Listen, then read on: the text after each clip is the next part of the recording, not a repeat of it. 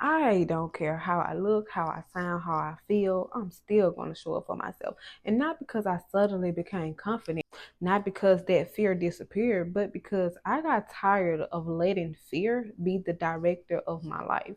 I got tired of letting fear make decisions for me. I realized I had spent more time thinking about showing up rather than living. I'll be rehearsing things in my head, waiting for the right moment, waiting to feel ready. And that moment of honesty hit me. If I kept waiting to feel different, nothing in my life is going to change. There was a point where I understood that fear wasn't just visiting, it had become the director of my life. It was deciding what I would try, what I would say, how small I should keep myself. And that's when I had to make a choice, not to eliminate fear, but to stop obeying it. Now, before we go any deeper, hey there, welcome to Soft Authority. If you're new here, hi, my name is Ebony, and if you're returning, welcome back. I am really glad you're here.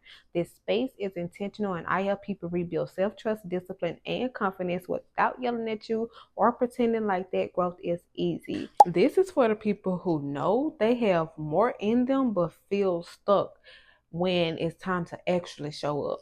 So if that sounds like you, go ahead and get settled because we're about to have a real conversation. A lot of people say they're afraid of speaking or being seen, but what they're really afraid of is everything they think comes with it, being judged, being misunderstood, saying the wrong thing, not being perfect, or maybe realizing that if they actually try, they'll have to keep going. Your brain reads visibility as a risk, so it tries to protect you the only way it knows how. And by encouraging you to stay quiet, to overthink, to prepare endlessly, to delay, but protection can become limitation, if you never challenge it. The first way to move past this fear is starting before you feel ready, because waiting to feel ready is one of the biggest traps people fall into.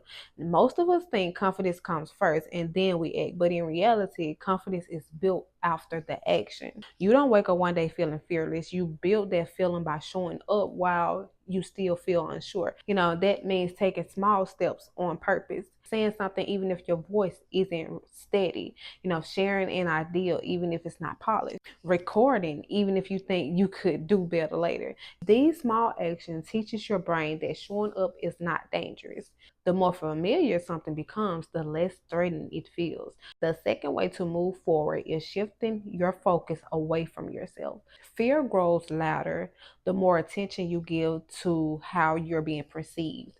When your thoughts are centered on how do I look or what if they judge me, your body responds with tensions. But when you redirect that focus to helping, connecting, or contributing, the pressure starts to ease up.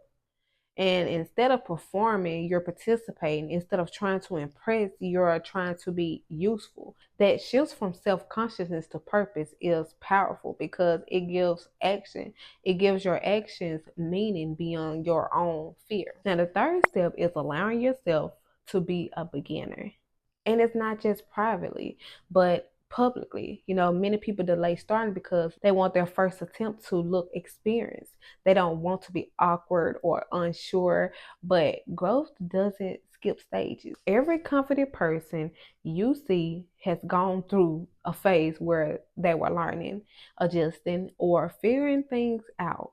When you allow yourself to be new at something, you remove the unrealistic expectation of perfection. You give yourself room to improve instead of judging yourself for not being there.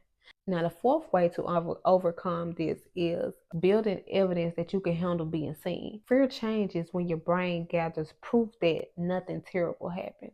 Each time you show up and survive it, even if it felt uncomfortable, you create a new memory. That memory slowly replaces the imagined worst case scenario that used to stop you. Self trust is not something you declare, it's something you build through repeated experiences of keeping promises to yourself. Over time, those small actions begin to shift how you see yourself. The thing that felt overwhelming starts to feel manageable. Not because you eliminate the fear, but because you learn you can move forward with its presence. You begin to understand that you don't have to become someone else to show up. If this is something you've been struggling with, start smaller than you think you need to. Take one visible step, let it be enough for today.